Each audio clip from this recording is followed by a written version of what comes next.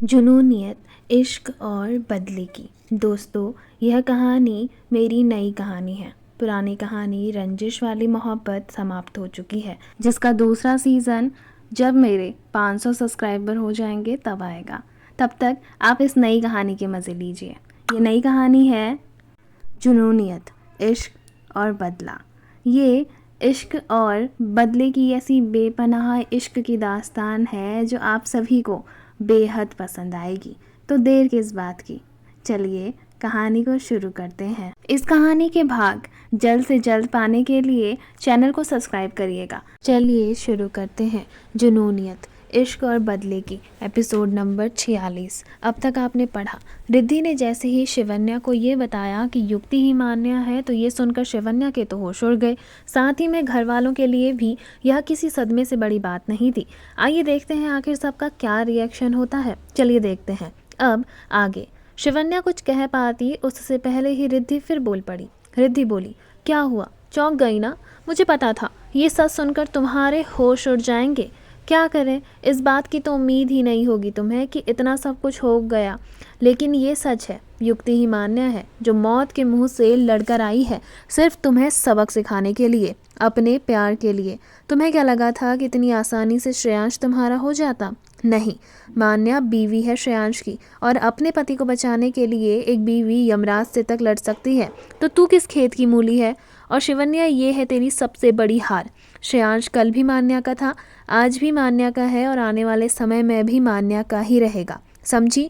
और तू कल भी खाली हाथ थी, आज भी खाली हाथ है, और आने वाले फ्यूचर में भी खाली हाथ ही रहेगी। इतना कहकर रिद्धि ने इंस्पेक्टर की ओर देखा और फिर इंस्पेक्टर साहब से बोली। रिद्धि बोली, सर ले जाइए इसे यहाँ से, इस मनहूस की शक्ल भी नहीं देखना चाहती हूँ अब मैं। बहुत हो गया तमाशा, कब से निकलवाने की कोशिश कर रही थी, और जब फाइनली मुझे टाइम मिल गया है तो मैं इसे एक सेकंड अपने घर में बर्दाश्त नहीं कर सकती। प्लीज़ आप लेकर जाइए इसे। शिवन्या को पुलिस घसीटते घसीटते लेकर चली गई। उस बेचारी के पास कोई चारा नहीं था। ये सब उसके लिए एक सदमे से कम नहीं था, और ये ऐसा सदमा लगा था कि वो दिमागी रूप से पागल हो गई थी। पुलिस उसे ले जा रही थी, लेकिन इस समय उसके हाल बिल्कुल एक पागल औरत की तरह लग रहा था, जो हंसती रोती और चीखती चिल्लाते हुए जा रही थी। तभी एक फीमेल कांस्टेबल ने उसे डंडा मारकर चुप कराया और गाड़ी में बैठाया, लेकिन उसका तमाशा फिर भी चालू था। खैर, शिवन्या नाम की बला तो राठौर मेंशन से जा चुकी थी, लेकिन घर में सभी लोग इमोशनल थे। सबसे पहले युक्ति सीधे रुद्रांश के पास आई और ज़ोर से गले लग गई। रुद्रांश युक्ति की ओर देखकर बोला, मैं पहचान गया था तुझे कि तू ही मेरी बहन है, मेरी मान्या, मेरी मन्नू। युक्ति बोली, हाँ भाई, मैं आपकी मान्या ही हूँ। इसके बाद युक्ति सभी घर वालों से मिली। सभी घर वाले बहुत खुश थे। तो वहीं आद्या, उसके लिए तो मानो एक नई खुशी मिल गई हो उसे। आद्या ने कस के मान्या को गले लगाया और बोली। आद्या बोली, तेरे जाने के बाद क्या हाल हो गया था हम सबका, तुझे अंदाज़ा भी नहीं है। लेकिन इतना सब कुछ हो गया और तूने हमें बताया भी नहीं। कहाँ थी? हमें पहले ही ये सब कुछ बता देती तो इतने सबकी नौबत ही नहीं आती। आन्या बोली, भाभी, मुझे खुद होश आता तो मैं आपसे मिलने ज़रूर आती। मैं 3 महीने तक कोमा में थी, और जब मुझे होश आया तब मैं अपनी याददाश्त खो बैठी थी, और जब मैं खुद को पहली बार शीशे में देखा तो मेरा चेहरा पूरी तरीके से बदल गया था। उस हादसे में मेरा चेहरा पूरी तरीके से ख़राब हो गया था, इसलिए जिन्हें मैं मिली थी उन्होंने मुझे अपनी बेटी समझ कर बचा लिया। फिर जब उन्हें मेरी सच्चाई पता चली तो उन्होंने मुझे अपनी सगी बेटी से भी बढ़कर प्यार किया, और जब मुझे शिवन्या का सारा सच पता चला तो मैंने उससे बदला लेने की ठानी। ऐसा करते करते मान्या ने सारी सच्चाई घर वालों को बता दी, जिसे सुनकर घर वाले भी हैरान थे। लेकिन इस बात की खुशी सबको थी कि चलो जो कुछ भी हुआ अच्छा ही हुआ, और आखिरकार मान्या वापस अपने घर में आ गई। आज काफ़ी तमाशा हो चुका था, इसलिए घर वाले खा पी कर आराम कर रहे थे। तो वहीं सभी लोगों ने पिकनिक जाने का फैसला किया ताकि कुछ दिन सभी लोग आराम से एंजॉय कर सकें, और मान्या और श्रेयांश ने भी काफ़ी लवी डवी कपल बनकर राठौर मेंशन की वह शान बढ़ाए। लेकिन अभी तो एक और चीज़ बाकी थी, वो थी आरोही का राठौर मेंशन में आना। आरोही और रियांश की शादी। नील के घर वाले और आरोही के घर वाले पहले से ही शादी के लिए राज़ी थे, लेकिन नील और आरोही दोनों ही कुछ समय रुकना चाहते थे। धीरे धीरे समय बीता, और समय पंख लगाकर कब उड़ गया किसी को पता नहीं चला। देखते ही देखते 6 महीने और बीत गए, और दिन आया आद्या की डिलीवरी का। सभी लोग अस्पताल के बाहर खुशखबरी के इंतज़ार में बैठे हुए थे। अंश मान्या की गोद में था, और मान्या से बार बार यही पूछ रहा था कि उसका छोटा भाई या बहन कब आएगा, और मान्या खुद ही एक्साइटेड थी कि वो भी अंश के साथ बच्ची बनी हुई थी। थोड़ी ही देर में एक छोटे से बच्चे की रोने की आवाज़ सुनाई दी। सभी लोग बहुत खुश हुए। डॉक्टर रूम से बाहर निकली तो उन्होंने सभी को बताया कि क्या हुआ। जैसे ही अंदर कमरे से बच्चे की रोने की आवाज़ आई तो सभी लोग बहुत खुश हुए। थोड़ी ही देर में अंदर से डॉक्टर बाहर निकली और उन्होंने सभी घर वालों की ओर देखकर सबको ये कहा कि बेटी हुई है, जिसे सुनकर रुद्रांश के चेहरे की खुशी तो देखने लायक हो रखी थी। वो तो ज़ोर ज़ोर से नाचने लगा। उसकी खुशी इतनी ज़्यादा थी कि उसकी आंखों से आंसू बहने लगे थे। वहीं अंश भी बहुत खुश था कि उसकी छोटी बहन आई हुई है। वो मान्या के साथ खेल कर रहा था। थोड़ी ही देर में नर्स बच्ची को साफ करके बाहर लेकर आई। बच्ची को जैसे ही रुद्रांश ने गोद में दिया तो रुद्रांश अपनी दादी को देखकर बोला। रुद्रांश बोला, दादी अगर ये मेरे हाथों से गिर गई तो मैं नहीं पकड़ूंगा, ये इतनी सॉफ्ट नाजुक सी है और मेरे हाथ इतने हार्ड हैं। तभी रुद्रांश की दादी जी रुद्रांश को समझाते हुए बोली, बेटा नहीं गिरेगी ये, पिता की गोद तो दुनिया की सबसे महफूज जगह होती है। इधर ला, मैं बताती हूँ तुझे कि कैसे पकड़ते हैं। इतना कहकर दादी जी ने नर्स से बच्ची को अपनी गोद में लिया और फिर मुस्कुरा कर उसे देखने लगी और बोली। दादी जी बोली, देखो रुद्रांश, बिल्कुल आद्या पर गई हुई है ये, देख इसकी आंखें कितनी सुंदर हैं। रुद्रांश बोला, हाँ दादी माँ, जैसे अंश मुझ पर गया है ये बिल्कुल आद्या पर गई हुई है। दादी ने बड़े प्यार से कहा और बहुत ही अच्छे तरीके से रुद्रांश को बैठाकर उसकी गोद में उस नन्ही परी को दिया। रुद्रांश ने जब पहली बार उसे अपनी गोद में लिया तो उसकी आंखों से आंसू बहने लगे। सब इस इमोशनल सीन को कैप्चर करने में लगे हुए थे।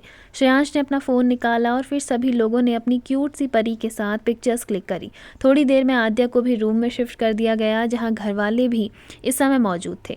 आद्या ने अपनी गोद में नन्ही परी को लिया और फिर मुस्कुराते हुए सबकी ओर देखने लगी। आद्या बोली, अंश देखो तुम्हारी छोटी बहन, अब तो खुश हो ना तुम। अंश अपनी तोतली आवाज़ में बोला, हाँ मम्मा मैं बहुत खुश हूँ। पता है बुआ कह रही थी कि आप मुझे राखी पर यूँ सैड नहीं रहना होगा। अब तो मेरे पास छोटी सिस्टर है जिसे मैं राखी बंधवाऊँगा और फिर मैं उसकी रक्षा करूँगा। तभी रियांश बोला, हाँ हाँ पैंट पहनना आता नहीं अभी और ये करेंगे रक्षा। जैसे ही सब ने ये सुना तो सब ज़ोर से हंस पड़े। वहीं अंश मुंह बनाते हुए रियांश से बोला। अंश बोला, मामू अगर आप मेरा मजाक उड़ाएंगे तो मैं सबको बता दूंगा आपका सीक्रेट कि आप छुप छुप के किसी से बातें करते हो। जैसे ही अंश ने ये कहा तो सभी लोग बड़ी बड़ी आंखें करके रियांश को देखने लगे। तो वहीं रियांश झट से अंश के पास आया और उसका मुंह बंद करते हुए बोला। रियांश बोला, बंद कर अपना मुंह मेरे लाल। आद्या बोली, किसके बारे में बात कर रहा है अंश? बेटा माँ को बताओ किससे बात करते हैं मामा आपके? रियांश ने अंश को ना में सर हिलाया तो अंश बोला, किसी से नहीं मम्मा, किसी से बात नहीं करते हैं, है ना मामू? आद्या बोली, अच्छा आप अपनी मम्मा से छुपाओगे? बैड मैनर्स, बताओ। अंश बोला, नहीं मम्मा, किसी के सीक्रेट्स को अपने पास छुपा कर रखना is not a good manner, और बैड मैनर तो तब होता जब हम उसका सीक्रेट रिवील कर देते। रिद्धि बोली, रिवील नहीं होता बेटा, रिवील होता है। अंश बोला, हाँ हाँ वही मामी मुझे गोद में लो। अंश बात पलटना चाहता था। सभी लोग अंश की यह हरकत देखकर हैरान थे कि इतना छोटा बच्चा और बात पलटने में एक्सपर्ट हो रहा है। सब लोग अब गौर से और घूर कर रियांश को देख रहे थे। तभी रियांश सबकी ओर देखते हुए बोला। रियांश बोला, ऐसे ही बोल रहा था ये, और आप सब लोग मुझे घूर कर मत देखिए, मैं बाकी के काम निपटा कर आता हूँ। इतना कहकर रियांश वहाँ से बाहर निकल गया। उसे पता था अगर वो ज़्यादा देर कमरे में रहा तो सब लोग उससे बहुत सवाल जवाब करेंगे। रियांश को जाता देख रिद्धि के चेहरे पर हंसी निकल पड़ी। वहीं मान्या भी रिद्धि के बगल में ही कुछ इशारे कर रही थी, जिसे देखकर साफ पता चल रहा था कि इन दोनों के बीच कुछ तो है और कुछ तो इन दोनों को पता है, और कुछ तो खिचड़ी पक रही है इन दोनों के दिमाग में। सभी लोग बैठे वहीं थे। तभी ऋषिता जी रिद्धि और मान्या की ओर देख कर बोली। ऋषिता जी बोली, क्या खिचड़ी पक रही है तुम दोनों के दिमाग में, और किस बारे में बात कर रहा था अंश? बताओ कौन सा सीक्रेट है? रिद्धि बोली, सीक्रेट है ना नानी जी, अभी उसे सीक्रेट रहने दो, लेकिन हाँ हम कुछ तो नहीं कह रहे हैं पर हिंट दे देते हैं। रवीना मान्या और रिद्धि की बातों को समझ नहीं पा रही थी, इसलिए उन दोनों की ओर देख कर बोली। रवीना बोली, हिंट? कैसा हिंट? खुलकर बताओ, यूँ बात को क्यों घुमा रहे हो? इतना सुनते ही मान्या रवीना के पास आई और रवीना के कंधे पर लटकते हुए बोली। मान्या बोली, बड़ी माँ हिंट का मतलब ये है कि तैयार रहिए, कब आपकी बहू दरवाजे पर दस्तक दे दे। जैसे ही मान्या ने ये कहा तो रवीना हैरानी से मान्या को देखकर बोली। रवीना बोली, सच? मुझे तो लगा था मेरा बेटा सिंगल ही रहने वाला है, लेकिन यहाँ तो चोरी चोरी चिपके चिपके। अरमान कॉलर उठाते हुए बोला, ऑफ कोर्स मेरा बेटा है, देखा कोई गुण तो जाएंगे मेरे उसमें। ऋषिता जी बोली, मेरा मुंह मत खुलवा, एक गुण नहीं है तेरे उसमें। आया बड़ा, इतना शांत है मेरा नाती और तू इतना चंट। अरमान बोला, रहने दो, देखिए सासू माँ, अब मुझे चाहिए फुल ऑन इज्जत, क्योंकि मैं फिर से एक बार ससुर बनने जा रहा हूँ, ठीक है ना। और अब अगर आप यूँ मेरी इंसल्ट करेंगी तो आप ले जाइए अपनी बेटी को अपने साथ उसके मायके। इतना कहकर अरमान बड़े ही मज़े से वहीं सोफे पर बैठ गया। वहीं रवीना अरमान के ये तेवर देखकर हैरान हो रही थी। रवीना बोली, हाँ हाँ ठीक है मम्मी, आती हूँ मैं सामान पैक करके। अरमान बोला, हाँ दिखना भी नहीं चाहिए मुझे कोई भी सामान, वैसे पता तो होगा ही ना कि तुम्हारा बैग कौन सा है। रवीना बोली, हाँ पता है ना, पर तुम भूल गए। अरमान बोला, क्या। रवीना बोली, यही कि घर, प्रॉपर्टी और सारा बिजनेस मेरे नाम पर है। क्यों छोटी माँ, मैं सही कह रही हूँ ना। तभी अविका जी हंसते हुए बोली, हाँ हाँ बिल्कुल ठीक कह रही है, और वैसे भी हम क्यों निकालें अपनी बहू रानी को अपने घर से। जिसे ज़्यादा ही दिक्कत हो रही है वो अपना बोरिया बिस्तर पकड़े और चले जाए, हमारी तरफ से संन्यास ले ले, पर हमारी बहू रानी कहीं नहीं जाएगी। जैसे ही अविका जी ने ये कहा तो अरमान गुस्से से बोला। अरमान बोला, क्या छोटी माँ, जब देखो इसी की साइड लेती रहती हो, कभी तो अपने भतीजे की साइड लिया करो, जब से शादी हुई है तब से इसकी साइड लेती हो आप। अविका जी बोली, हाँ तो क्यों ना लूँ, बहू है मेरी। अरमान बोला, तो मुझे कौन सा चौराहे से उठा कर लाए थे, मैं भी बेटा हूँ आपका, कभी तो मेरी साइड ले लिया करो। तो वहीं अविका जी बोली, चल बदमाश, जब देखो मस्ती करता रहता है, वैसे भी ऋषिता जी अच्छा मज़ा चखाती हैं तुझे। अरमान बोला, हाँ क्या मज़ा चखाती हैं, बस शनि बनकर बैठ जाती है मेरी लव लाइफ में कुंडली मारकर। तभी ऋषिता जी बोली, क्या बोला, ज़रा ज़ोर से बोलना, सुनाई नहीं दिया हम लोगों को, धीरे धीरे अपने मुंह में क्या बात कर रहा है तू। अरमान बोला, यही बोल रहा हूँ कि मेरी सास कितनी अच्छी है। इतना कहकर अरमान चुप हो गया। तो वहीं ऋषिता जी बोली, हाँ हाँ तारीफ़ तो क्या ही कर रहा होगा तू, जानती नहीं हूँ जैसे मैं तुझे। अरमान बोला, तो जब पता है तो क्यों पूछ रही हो बार बार, खुद को चुड़ैल सुनना पसंद है क्या। ऋषिता जी बोली, क्या बोला तू, फिर से बोल जरा। अरमान बोला, कुछ नहीं, मैं आता हूँ, मुझे ज़रा काम है, ठीक है ना। इतना कहकर अरमान वहाँ से रफू चक्कर हो गया। वहीं अरमान को जाता देख ऋषिता जी रवीना की ओर देख कर बोली। ऋषिता जी बोली, सिर्फ तेरी वजह से चुप रहती हूँ मैं, वरना बताती इस खटमल को। रवीना बोली, क्या माँ, आप दोनों भी ना जब देखो चूहा बिल्ली की तरह लड़ते रहते हो, कुछ तो शर्म करो। आप नानी सास बन चुकी हो और अब तो एक बार फिर नानी बन चुकी हो, लेकिन आप दोनों की तू मैं कभी ख़त्म ही नहीं होती। ऋषिता जी बोली, शुरुआत तेरा पति करता है। इतना कहकर ऋषिता जी भी वहीं कुर्सी पर बैठ गई। वहीं घर वाले अब सब मज़े ले रहे थे, लेकिन अभी तो एक और लव स्टोरी का पूरा होना बाकी था। वो कोई और नहीं बल्कि रियांश और अदिति थे। अदिति रियांश की कंपनी में ही नौकरी करती थी। पहले पहले तो दोनों चूहे बिल्लियों की तरह एक दूसरे से लड़ते थे और एक दूसरे को सुनाने का और परेशान करने का कोई मौका नहीं छोड़ते थे। अदिति, जो कि एक बहुत बड़े रईस जमींदार की बेटी थी, लेकिन अपने सपनों को पंख देने के लिए वो एक रात अपनी सगाई से पहले ही अपना घर बार छोड़कर मुंबई आ गई। घर से भागते वक्त अदिति के पास चंद पैसे और कुछ डॉक्यूमेंट्स थे, जिनके बलबूते पर ही उसने एक अच्छी नौकरी हासिल कर ली। और वहीं गाँव में अदिति के पिता जमींदार केशव सिंह जी अदिति को ढूंढने की भरपूर कोशिश कर रहे थे, लेकिन उत्तर प्रदेश के एक बड़े से गांव में बैठे जमींदार केशव सिंह जी को अदिति का कुछ पता नहीं चला। उनकी पहचान काफ़ी दूर तक थी। उन्हें लगा था अदिति ज़्यादा से ज़्यादा दूर दिल्ली तक जाएगी, इसलिए उन्होंने दिल्ली तक पता लगवाया, लेकिन अदिति का कुछ पता नहीं चला। वहीं जिसकी शादी अदिति के साथ फिक्स हुई थी वो भी अदिति को ढूंढने की कोशिश कर रहा था, लेकिन जैसे जैसे समय बीतता गया अदिति से मिलने के आसार खत्म हो गए, इसलिए वो इंसान ने भी किसी और से शादी कर ली। केशव जी इस बात को सह नहीं पाए और उन्होंने कसम खाई कि वो अपनी बेटी का मुंह तक नहीं देखेंगे। वहीं अदिति भी अपने पिता से नहीं मिलना चाहती थी। उसका मानना था कि उसके पिता ने उसे पढ़ा लिखा कर उस पर कोई एहसान नहीं किया, और अगर किया भी तो वो अपने एहसानों का बदला ये कहकर नहीं चुकाने को कह सकते कि मैं अपने करियर को छोड़कर उस इंसान से शादी कर लूं जिसका ना उसके करियर की पड़ी है और जिसे ना उसके अस्तित्व की। अदिति की शादी जिस इंसान से होने वाली थी उसका नाम सोमेश राणा था, जो कि खुद भी एक बहुत बड़े रईस खानदान का इकलौता वारिस था। लेकिन जब अदिति ने सबके सामने ये इच्छा जाहिर की कि वो शादी के बाद जॉब करना चाहती है, तो उस बात को सभी लोगों ने मानने से इनकार कर दिया। तब उसने इस बारे में सोमेश से बात की तो सोमेश ने ये कहकर टाल दिया कि पढ़ाई लिखाई कर ली काफ़ी है, उसका बस चलता तो वो तो पढ़ाई लिखाई के लिए भी सहमति नहीं देता। वो तो केशव जी की जिद थी जिस कारण उन्होंने तुम्हें पढ़ने के लिए बाहर भेज दिया। लेकिन अब बहुत हो गई पढ़ाई, इसलिए चूल्हे चौके पर ध्यान देने के लिए सोमेश ने जब अदिति से कहा तो अदिति हैरान थी। इतना पढ़ा लिखा और एक अच्छा बिजनेसमैन होने के बावजूद भी सोमेश की ये थिंकिंग अदिति को अंदर से कचोड़ रही थी। वो समझ चुकी थी कि शादी के बाद उसके भविष्य का क्या होने वाला है। इसलिए अदिति एक दिन पहले जब सोमेश के घर आई तो उसने सोमेश की बड़ी चचेरी भाभी की हालत देखी, जिसकी हालत बहुत ज़्यादा गए गुजरे थे। पति से पिटना और बात बात पर पति से गालियाँ खाना उनके घर में आम बात थी, और अदिति जिसे इन सब चीज़ों से सख्त नफरत थी, उसके लिए सब कुछ हैरानी भरा था। अदिति ने घर आकर अपने पिता से इस रिश्ते को करने से साफ इनकार कहा, लेकिन केशव जी इस बारे में बात करने से साफ इनकार कर रहे थे। उनका मानना था कि ये रिश्ता अदिति के बचपन में ही उसके दादाजी ने जोड़ा था।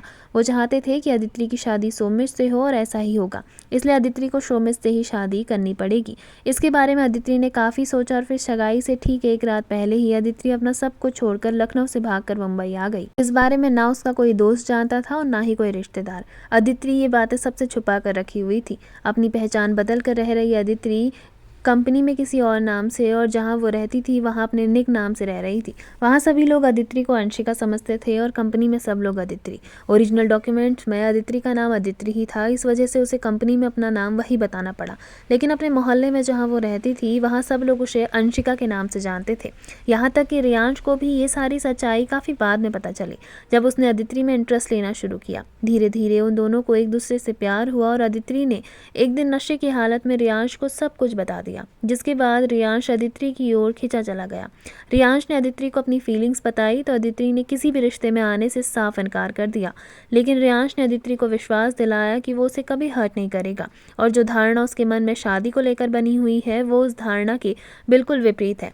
धीरे धीरे अदिति को रियांश की अच्छाई मालूम चली। उसने रियांश के घर वालों के बारे में भी पता चला और साथ ही में मान्या के बारे में। मान्या से मिलकर अदिति बहुत खुश थी। दोनों ने अपनी स्कूल की पढ़ाई एक ही हॉस्टल में रहकर करी थी, इसलिए दोनों ही एक दूसरे को स्कूल टाइम से जानते थे। उसके बाद 3 साल दोनों ने एक ही कॉलेज में एडमिशन लिया और उसके बाद अपनी हायर स्टडीज़ को पूरा करने के लिए मान्या लंदन चली गई और अदिति उसी कॉलेज में रहकर पढ़ने लगी। इतने सालों बाद मान्या से मिलकर अदिति को बहुत अच्छा लगा। अदिति को पता चला कि मान्या रियांश के छोटे भाई की बीवी है तो वो और खुश हो गई।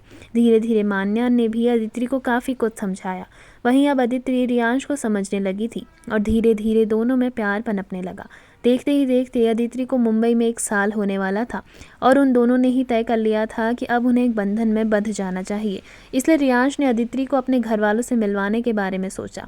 रियांश चाहता था कि अब जल्द से जल्द शादी हो जाए।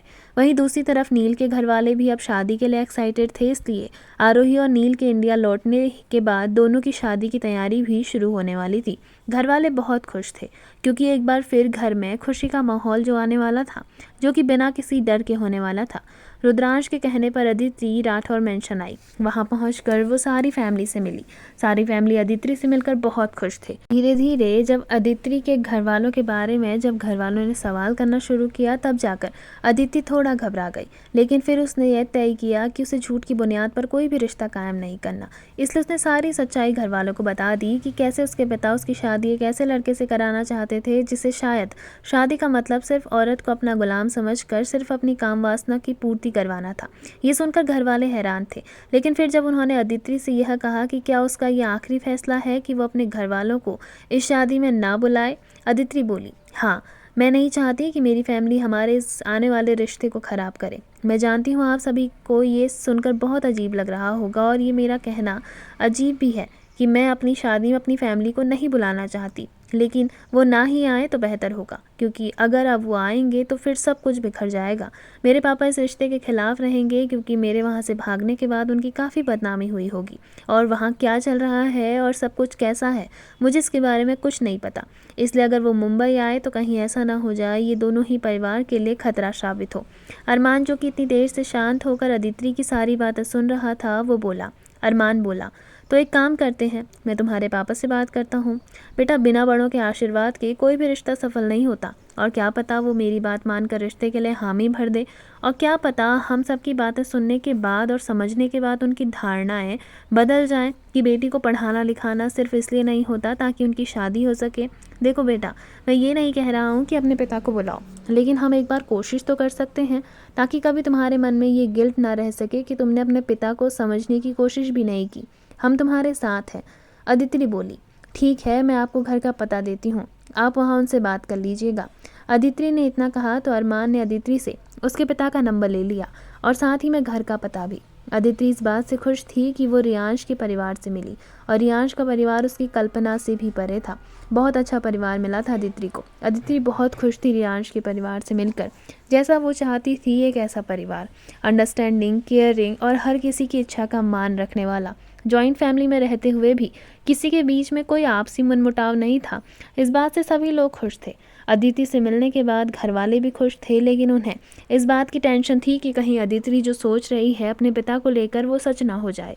इसलिए अरमान और शिवांश ने तय किया कि वो इस मामले को अपने तरीके से हैंडल करेंगे। शिवांश और अरमान दोनों ही अगली ही सुबह लखनऊ के लिए निकल गए। शिवांश और अरमान दोनों ही लखनऊ पहुंच चुके थे। लखनऊ पहुंचकर जब वह केशव सिंह के घर पहुंचे तब उन्हें काफ़ी कुछ पता चला।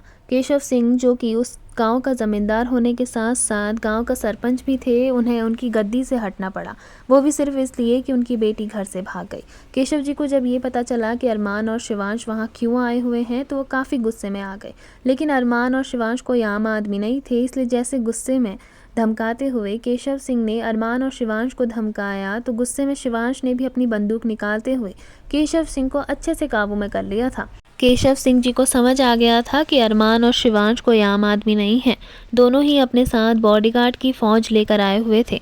केशव सिंह जी ने अपने गुस्से को साइड में रखा और फिर अरमान और शिवांश की सारी बात सुनी। तब उन्हें पता चला कि उनकी बेटी कहाँ है। साथ ही में उन्हें ये भी पता चला कि अरमान और शिवांश उनके वहाँ क्यों आए हुए हैं। अरमान ने सारी कहानी केशव सिंह जी को सुना दी कि उनकी बेटी रियांश से प्यार करती है और वो दोनों शादी करना चाहते हैं। इसलिए केशव सिंह जी के आशीर्वाद के लिए वो इस रिश्ते को अपनाने के लिए वो उन दोनों से बात करने के लिए यहाँ आए हुए हैं।